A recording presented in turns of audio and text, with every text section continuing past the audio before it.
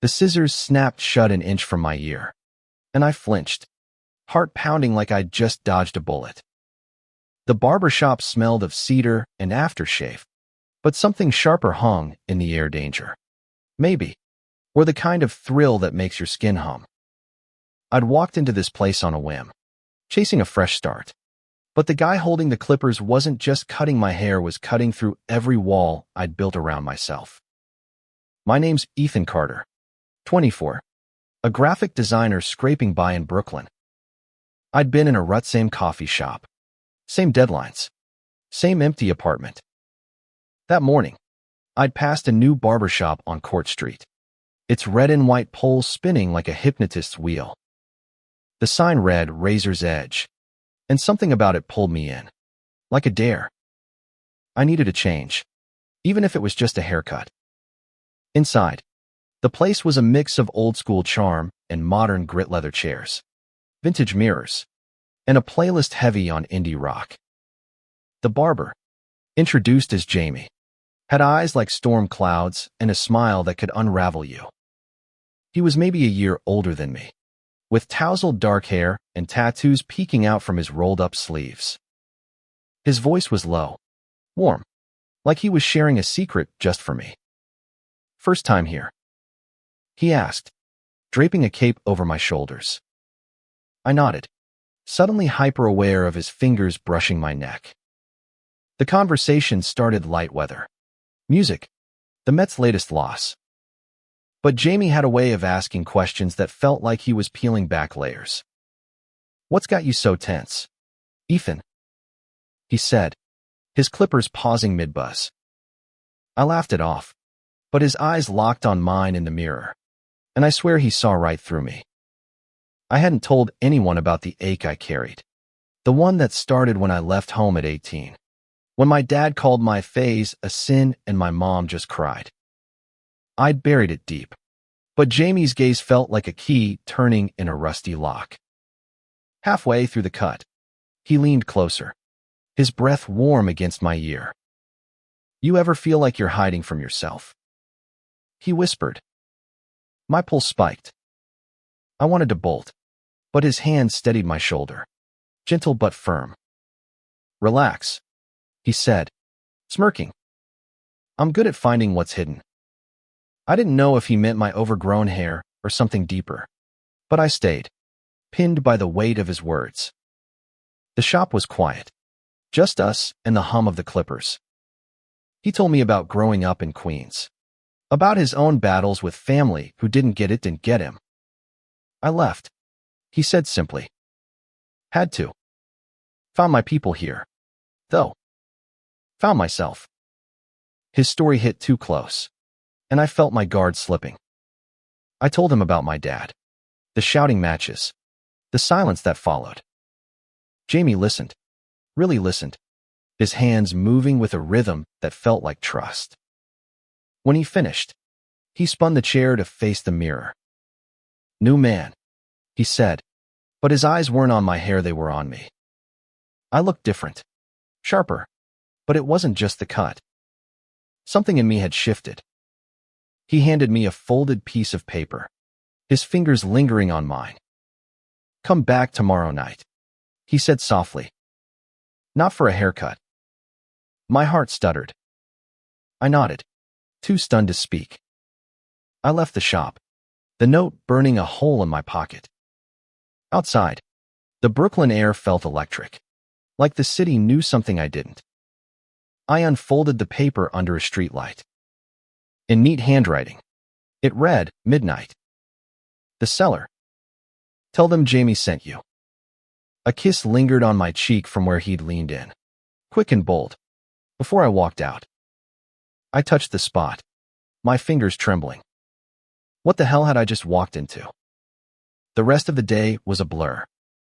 I sat at my desk, sketching logos for a client, but my mind was on Jamie's voice, his touch, that note.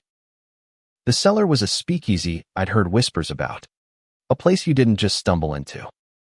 It was exclusive, secretive, and maybe a little dangerous. I didn't know what Jamie was inviting me to, but I knew I'd be there. I had to know what came next. That night, I barely slept. I kept replaying the barbershop, the way Jamie's eyes held mine, the way his words cracked me open. I'd spent years running from who I was, from the truth I'd buried to survive.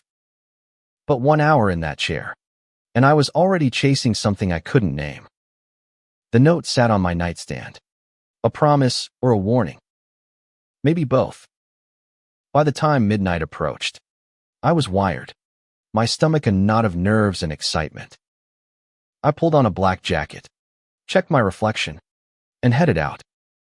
The cellar was tucked beneath a nondescript bar on Atlantic Avenue, its entrance hidden behind a bookshelf.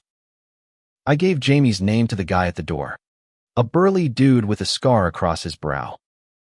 He nodded, like he'd been expecting me, and let me in. The cellar was nothing like I'd imagined. Dim lights, velvet curtains, a crowd that moved like they belonged to something bigger. I spotted Jamie across the room, leaning against a bar, his smile cutting through the haze. He waved me over, and my heart kicked up a gear. "You came," he said, handing me a drink. His voice was a low hum, pulling me in. "Welcome to the real world, Ethan." I didn't know what he meant, but I felt the weight of a secret unfolding, the thrill of stepping into something new. The night was just beginning, and I was already in too deep. The cellar pulsed with life, a heartbeat of music and murmurs that wrapped around me like a second skin.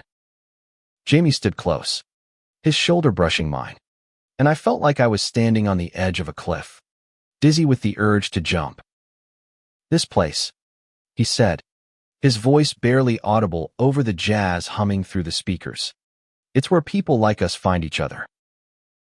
I sipped the drink he'd handed me, something sharp and smoky, and scanned the room.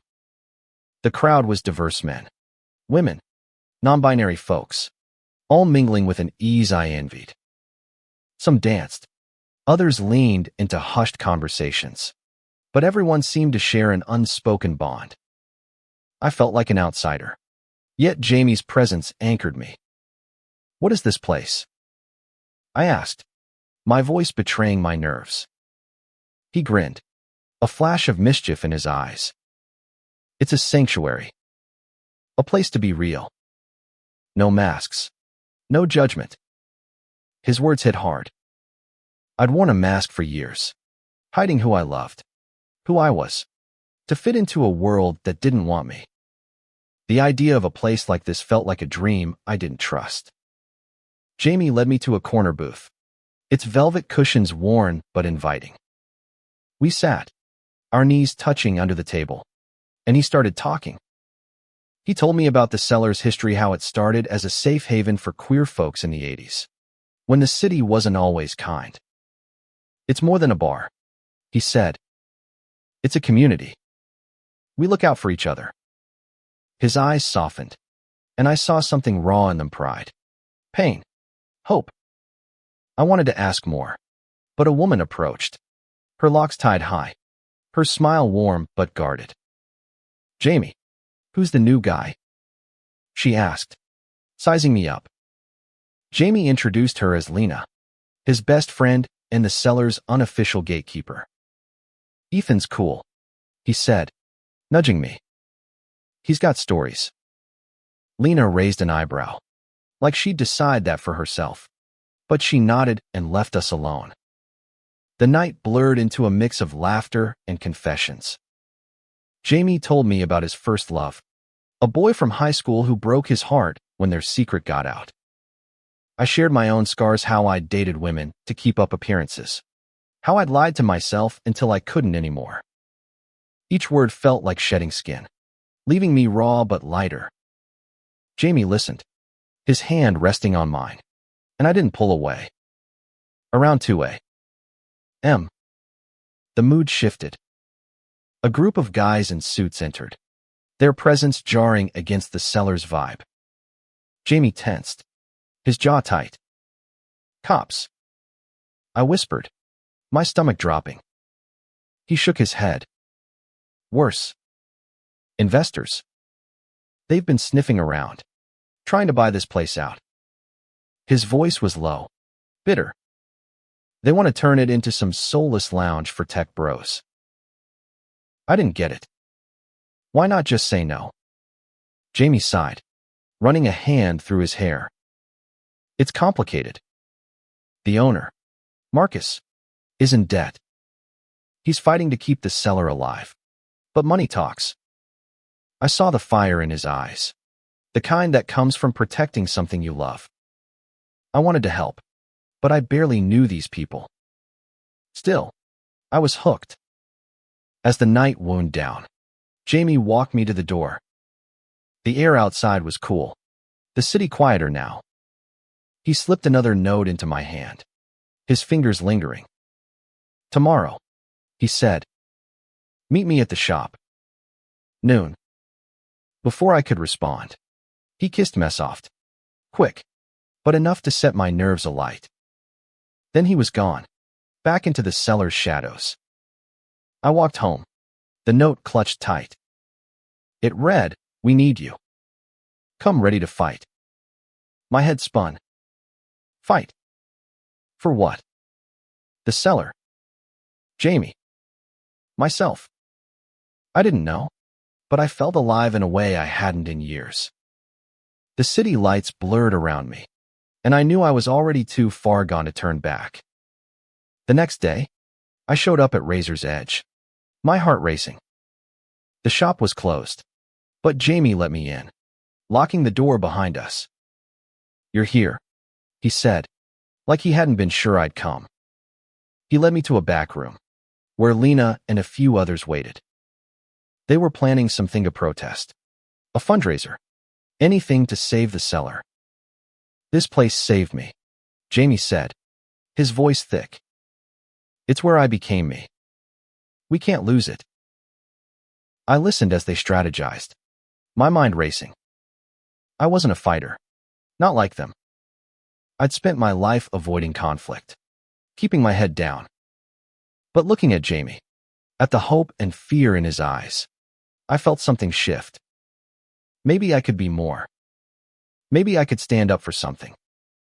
By the time we finished, it was evening. Jamie walked me out, his hand brushing mine. You don't have to do this, he said. It's a lot. I shook my head. I'm in. His smile was worth every doubt. We stood there, the world fading away, and I knew this was bigger than a haircut or a kiss. This was about finding my place, my people, and maybe, just maybe, finding love. The back room of Razor's Edge felt like a war room, all tension and purpose. Maps and flyers littered the table, alongside coffee cups and half-eaten bagels. Jamie, Lena, and a handful of others, Marcus, the cellar's owner, included, were deep in debate about how to save their sanctuary.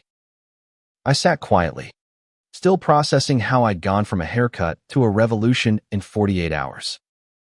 Marcus was a broad-shouldered man in his 50s, with graying hair and eyes that carried decades of fight.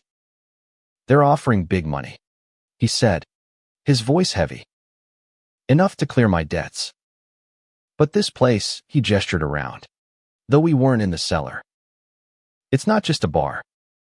It's family. I saw Jamie nod, his jaw set. I felt the weight of their history, their bond, and my own smallness in it. Lena outlined the plan, a fundraiser to buy time, a protest to draw attention. We need the community to show up, she said. And we need leverage, something to make those investors back off. Her eyes landed on me. Ethan, you're a designer, right? Can you make us look legit? Posters, social media, the works. I blinked, caught off guard. Yeah. I can do that. Jamie squeezed my shoulder. A silent thank you. We spent hours brainstorming. I sketched ideas for flyers, bold, gritty designs that screamed defiance. Jamie watched me work, his presence steadying my nerves. When the others left, he stayed, helping me clean up. "You're good at this," he said, nodding at my sketches. "You're making this real." I shrugged, but his praise warmed me. "Just doing what I know," I said. He smiled, and I felt that pull again, like gravity. The next few days were a whirlwind. I threw myself into the campaign, designing posters and a website while juggling my day job. Jamie and I texted constantly, strategy at first, then flirty banter that kept me up at night. He'd send me selfies from the shop, his grin infectious, or voice notes that made my heart race. "Your trouble, Ethan," he teased in one, and I could hear the smile in his voice. But trouble was brewing outside our bubble. The investors weren't just faceless suits, they were connected. Powerful. Lena got word they'd been pressuring local businesses to cut ties with the seller, starving it of support. One night, I found Jamie pacing the shop, his usual calm fraying. "They're playing dirty," he said. "They know what this place means, and they don't care." I wanted to fix it, to make him smile again, but all I could do was listen. The fundraiser was set for Saturday, a block party outside the cellar. I worked late, perfecting every detail, while Jamie rallied the community. The night before, he invited me to his Placia small apartment above the shop, cluttered with vinyl records and art. We cooked pasta, laughed over cheap wine, and talked until dawn. "I'm scared," he admitted, his voice soft. "If we lose the cellar, it's like losing part of me." I took his hand, my own fears fading. "We won't let that happen," I said, and I meant it. Saturday arrived, and the block party was chaos in the best way. Music blared, food trucks lined the street, and hundreds showed up, queer folks, allies, locals who'd found refuge in the cellar over the years. My posters were everywhere, bold reds and blacks shouting, "Save our sanctuary." Jamie worked the crowd, his energy magnetic, while I manned a booth, handing out flyers. Lena pulled me aside, her eyes gleaming. "You're one of us now, Ethan," she said. I didn't know what to say, but it felt like home. Then the investors showed up. 3 men in crisp suits, flanked by a lawyer type, cutting through the crowd like sharks. Marcus confronted them, his voice steady but sharp. "You're not welcome here," he said. The lead investor, a guy named Hargrove, smirked. "This is a public street, Marcus. And soon, that bar will be ours." The air crackled with tension. Jamie stepped forward, his hand finding mine, and I squeezed back, grounding him. The standoff didn't last. Cops arrived, citing noise complaints, and the investors slipped away. But the damage was done. The crowd was rattled, and I saw doubt in Marcus's eyes. Jamie pulled me aside, his voice urgent. "We need something bigger," he said. "Something they can't ignore." I nodded, my mind racing. I had an idea, but it was risky, a viral campaign, exposing the investors' tactics online. If it backfired, we could lose everything. That night, Jamie and I stayed up, drafting the plan. We sat close, our laptops glowing, his knee pressed against mine. "You're all in, aren't you?" he said, his eyes searching mine. I nodded, my throat tight. "For you. For this." He leaned in, kissing me slow and deep, and for a moment, the world was just us. But the fight was far from over, and the clock was ticking. The plan was bold, maybe reckless, but it felt like our only shot. By midnight, Jamie and I had mapped out a digital campaign to expose Hargrove and his cronies. We'd flood social media with stories from the seller's community, testimonials, photos, videos showing what the place meant to us. My designs would tie it together, a visual gut punch to shame the investors into backing off. But we needed dirt, something undeniable to make it stick. Lena dug into Hargrove's past, using her network to uncover his shady deals. She found whispers of tax evasion, backroom deals with city officials, and a history of gutting community spaces for profit. "This guy's a vampire," she said, handing me a stack of printouts. "He doesn't just buy place, she bleeds them dry." I felt a chill, but also a spark. This was our leverage. Jamie and I worked around the clock, barely sleeping. My apartment became our base, littered with coffee mugs and sticky notes. He'd crash on my couch, his presence both comforting and distracting. One night, as we edited a video montage of cellar regulars sharing their stories, he looked at me, his eyes tired but fierce. "You ever think about what you'd do if you could start over?"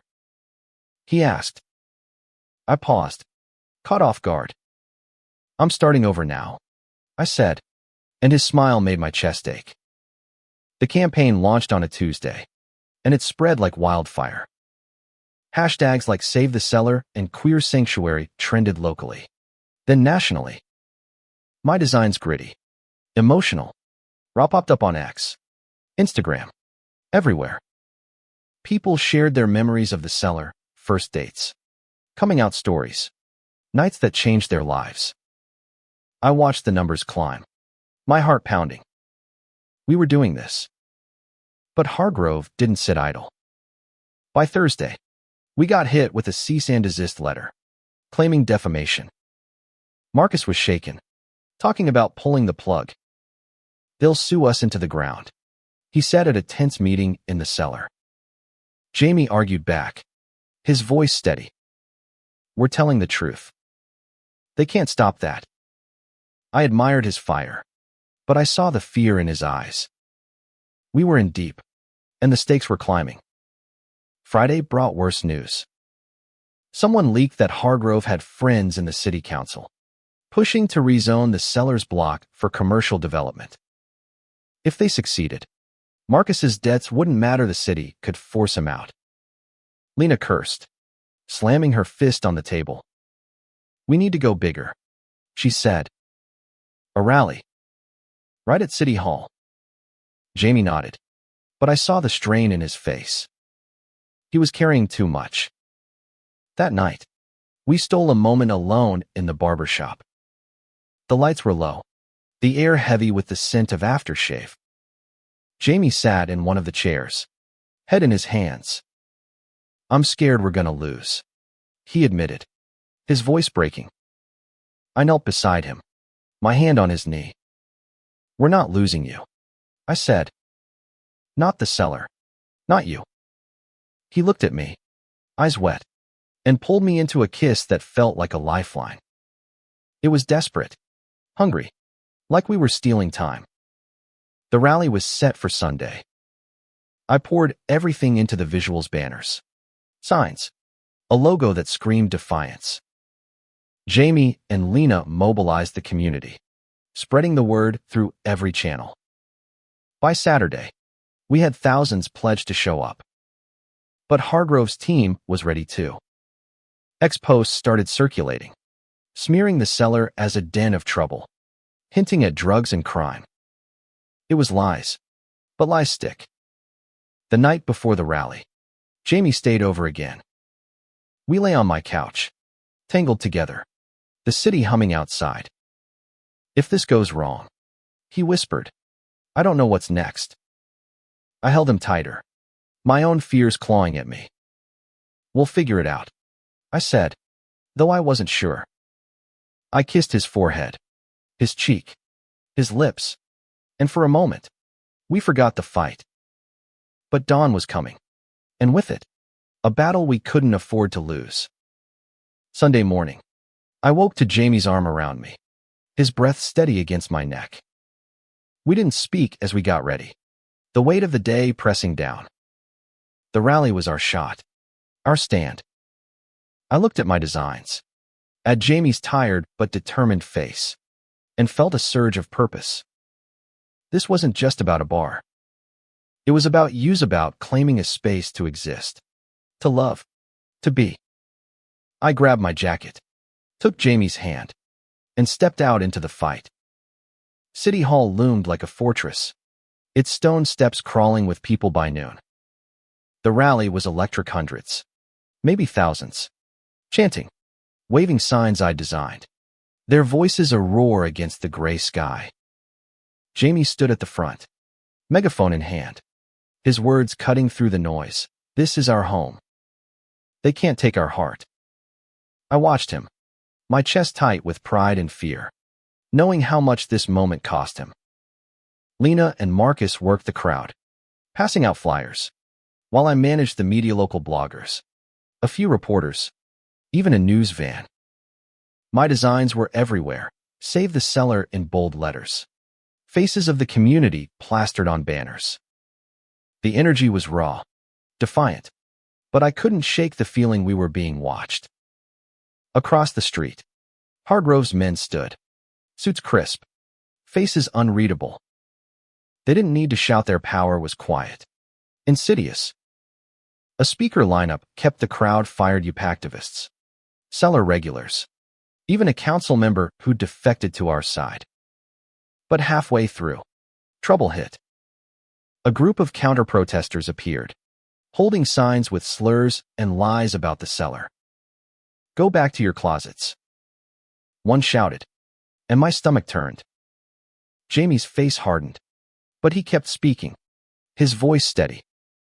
I grabbed his hand, squeezing hard, and he squeezed back. The police showed up, claiming we'd violated permit rules. Marcus argued, showing our paperwork, but the cops were stone-faced, clearly in someone's pocket. The crowd grew restless, chants turning to shouts. I saw Jamie falter, his megaphone lowering, and I stepped up, my voice shaking but loud. This is about more than a bar. I yelled. It's about who we are. The crowd roared back, and Jamie's eyes met mine, a spark reigniting. Then it happened. A bottle flew from the counter-protesters, shattering near Lena. Chaos erupted. Some of our people pushed forward, fists clenched. The cops moved in, batons ready. Jamie pulled me back, his arm around my waist. Stay close, he whispered, his voice urgent. Lena climbed onto a bench, shouting for calm, and somehow, her voice cut through. The crowd stilled, but the tension was a live wire. We regrouped at the cellar that night, bruised but unbroken. Marcus looked older, his shoulders slumped. They're escalating, he said. Hargrove's got the city tightening the screws. Lena slammed a fist on the bar. Then we hit harder. Ethan, can you amplify the campaign? I nodded, already thinking more videos, more stories, maybe a petition to the mayor. But doubt gnawed at me. Could we outlast Hargrove's money? Jamie and I stayed late, cleaning up. The bar was quiet, just the hum of the jukebox. He leaned against me, exhausted. You were incredible today, he said softly. I shook my head. I was terrified. He laughed, a tired sound, and kissed me, slow and deep. That's what makes it brave, he said. I held him, feeling his heartbeat against mine, and wished we could stay like this, safe from the world. But the world didn't wait. The next morning, X lit up with news. Hargrove's team had filed for an emergency rezoning vote, set for Friday. We had 4 days. Lena called an all-hands meeting, and we dove back in planning, fighting, hoping. I worked on a new video, splicing footage from the rally with cellar stories, my hands shaking as I edited. Jamie watched over my shoulder, his presence steadying me. We're gonna make it, he said, but his voice wavered. By Wednesday, the campaign was viral. Celebrities retweeted Save the Cellar, and donations poured in, not enough to buy the building, but enough to give Marcus breathing room. Still, Hargrove's smear campaign kept pace, painting us as troublemakers. I saw Jamie's fire dim, his smiles rarer. One night, He broke down, his head in my lap. What if we're not enough? He whispered. I stroked his hair, my own fears choking me. We're enough, I said, praying it was true. Thursday brought a glimmer of hope. A lawyer, a seller regular, found a loophole in the rezoning proposal. It violated a historic preservation clause. We had a shot, but it meant confronting the city council directly. Jamie looked at me, his eyes fierce again. You ready for this? He asked. I nodded, my heart pounding. We were in this together, for better or worse. Tomorrow, we'd face the council, and maybe, just maybe, we'd win. The council chamber was a beast of marble and bureaucracy, its high ceilings swallowing our voices. Jamie, Lena, Marcus, and I stood at the podium, facing a row of council members who looked more bored than invested. My stomach churned as I clutched my notes, the weight of our fight pressing down. This was a tour last chance to save the cellar. Marcus spoke first, his voice steady but raw, recounting the cellar's history as a refuge for the marginalized. Lena followed, sharp and fierce, laying out Hargrove's shady tactics, dodges, coercion, the works. She slid documents across the table, evidence we'd scrambled to compile.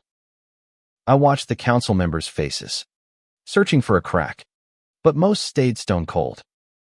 Hargrove sat in the back, his smirk a knife in my gut. Then it was my turn. I wasn't a speaker, not like them, but I thought of Jamie's hand in mine, the cellar's warmth, the people counting on us. This isn't just about a bar, I said, my voice shaking at first, then steadying. It's about a place where people like me, people who've been told they don't belong, find home. I showed my slides, images of the cellar's community, my designs weaving their stories into something undeniable. A few council members leaned forward, listening. Jamie closed, his passion electric. You have the power to protect our community, he said, his eyes locked on the council. Don't let greed erase us. The room was silent for a moment. Then murmurs spread. I saw one councilwoman nod, her face soft. Maybe we had a chance. But Hargrove's lawyer was ready. He stood, smooth and cold, dismantling our case with legalese and half-truths. The cellar's a liability, he said. A fading relic in a modern city. He flashed numbers, debts, violations, projections that painted the cellar as a lost cause. I felt Jamie tense beside me, his hand brushing mine. We weren't done yet. The vote was split. 3 council members sided with us, citing the preservation clause, but 4 backed Hargrove, swayed by promises of urban renewal. The deciding vote came down to Councilwoman Rivera, the one who'd nodded during my speech.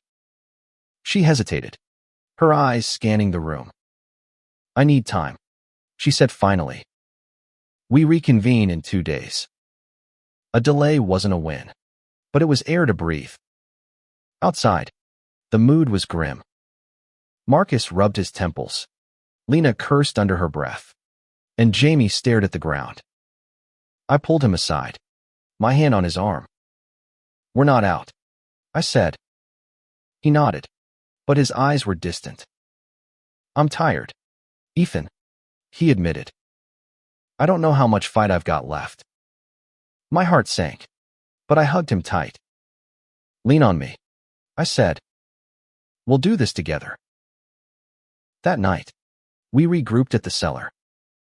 The bar was packed, the community rallying despite the setback. People shared stories, laughed, cried, danced. I saw Jamie's spark return as he moved through the crowd, hugging friends, pouring drinks. I worked on a new campaign push, targeting Rivera directly posts, emails, a video montage of the cellar's impact. Lena got her network to flood Rivera's office with calls, all pleading our case. By the next morning, Rivera's hesitation was headline news. X buzzed with support for the seller, but Hargrove's team countered with more smears. Digging up old violations Marcus had already settled. The pressure was crushing, and I saw it wearing on Jamie. He barely slept, his texts short and tense. I dragged him to my place, forcing him to eat, to rest. "You can't carry this alone," I said, cupping his face. He kissed me, soft and desperate, and we fell into bed, clinging to each other like the world might end. The final council meeting loomed. We spent the last day prepping, polishing our case, praying Rivera would come through. Lena found a new Angela petition with 10,000 signatures, delivered to Rivera's office that morning. I tweaked the visuals, making sure every slide hit hard. Jamie practiced his speech, his voice hoarse but determined. "We're fighting for us," he said, looking at me. I nodded, my throat tight. "For us." The morning of the vote, we stood outside City Hall, a smaller crowd but no less fierce. Jamie held my hand, his grip steady. Whatever happened, we'd face it together. As we walked into the chamber, I felt the weight of every story we carried, every heart in the cellar. This was our stand, our love, our home. And we weren't letting go. The council chamber felt smaller this time, the air thick with anticipation. We stood at the podium again, Marcus, Lena, Jamie, and me, our faces set, our evidence sharper. Councilwoman Rivera's eyes met mine as we entered, and I caught a flicker of something: empathy, maybe, or resolve. It was enough to keep my heart from sinking. Marcus opened, his voice a low rumble, recounting the seller's role in keeping the community whole. Lena followed, presenting the petition, her words like a blade. 10,000 people stand with us. Will you? I showed new visuals, a video of the seller's history, faces of its people, my designs weaving their voices into a story no one could ignore. Jamie closed, his passion raw. "This isn't just a bar," he said. "It's where we learn to live, to love, to fight. Don't take that from us." Hargrove's lawyer countered, slick as ever, but cracks showed. He leaned too hard on numbers, ignoring the human cost. Rivera's questions were pointed, probing the rezoning's flaws. "What about the preservation clause?" she asked. The lawyer faltered, and I saw Jamie's hand tighten around mine. We had her attention. The vote came fast. One by one, the council members spoke, some for Hargrove, citing progress, others for us, moved by the petition and our plea. Rivera was last. She stood, her voice calm but firm.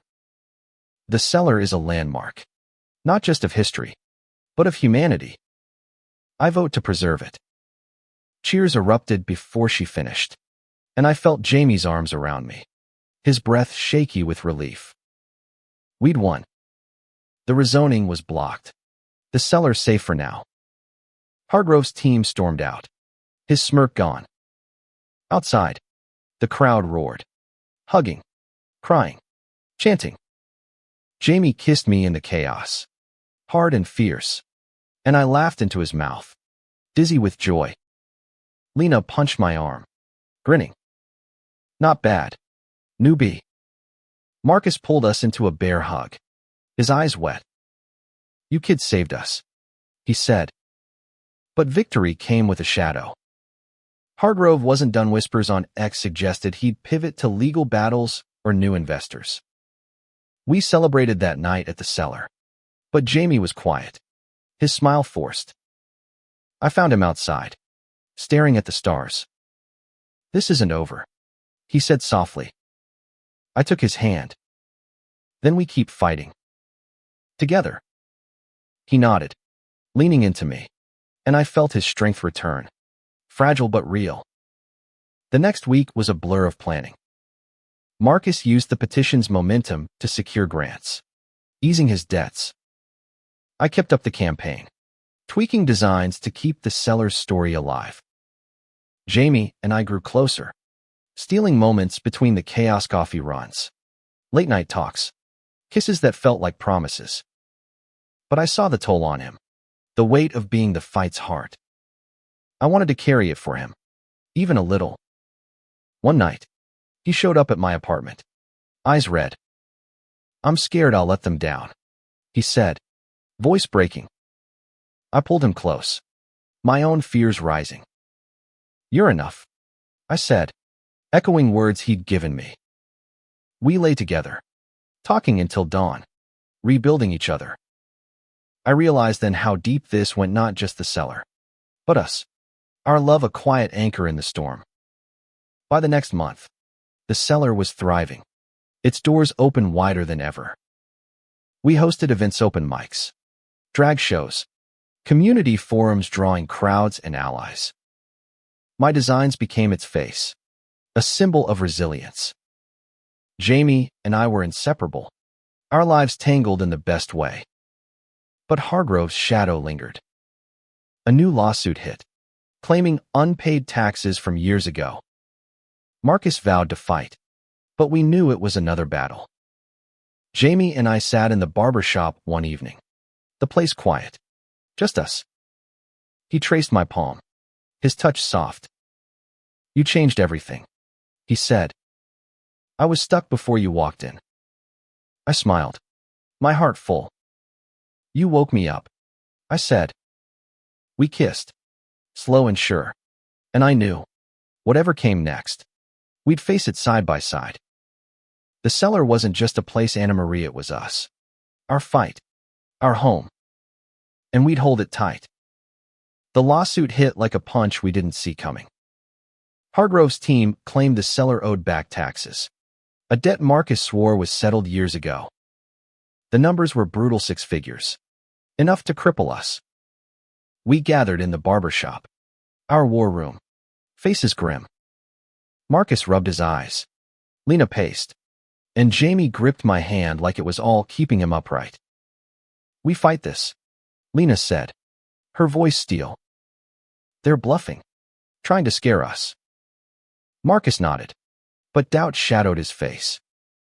I pulled up my laptop, digging into public records, looking for anything to counter their claim.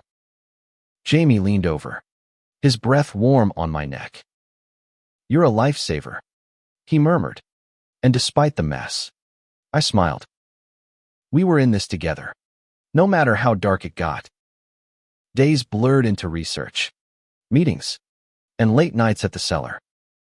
I designed new flyers, rallying the community again, while Lena tracked down a pro bono lawyer, a fierce woman named Carla who'd been a regular in the 90s. Carla found proof the taxes were paid. Clerical error had buried the records. "Sloppy," she said, grinning. "We've got them."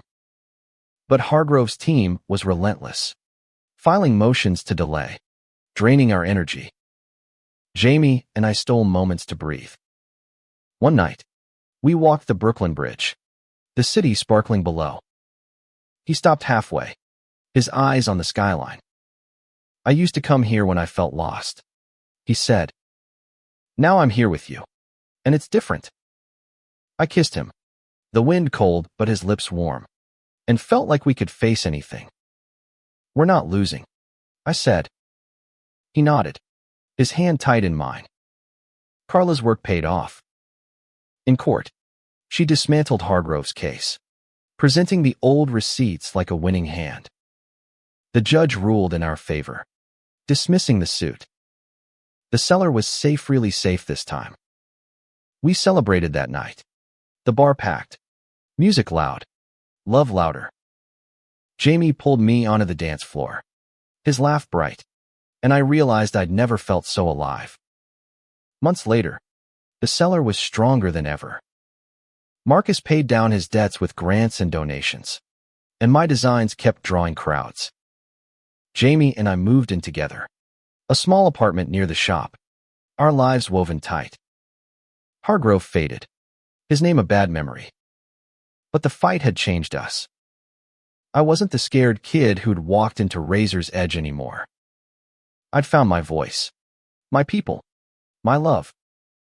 One evening, Jamie sat me in the barber chair, his clippers buzzing. "Time for a trim," he said, smirking. As he worked, I watched him in the mirror, his hands steady, his eyes soft. "You saved me," I said quietly. He paused, leaning close. "We saved each other." He kissed me, slow and sure, and handed me a note, just like that first day. It read, "Forever starts here." The cellar became more than a bear, it was a beacon, a proof that love and fight could win. We hosted weddings, fundraisers, nights where new faces found their place, just like I had. Jamie and I grew. Together, our love a quiet strength. The city changed around us, but we held our ground, our home, our truth. Looking back, I walked into that barbershop chasing a haircut.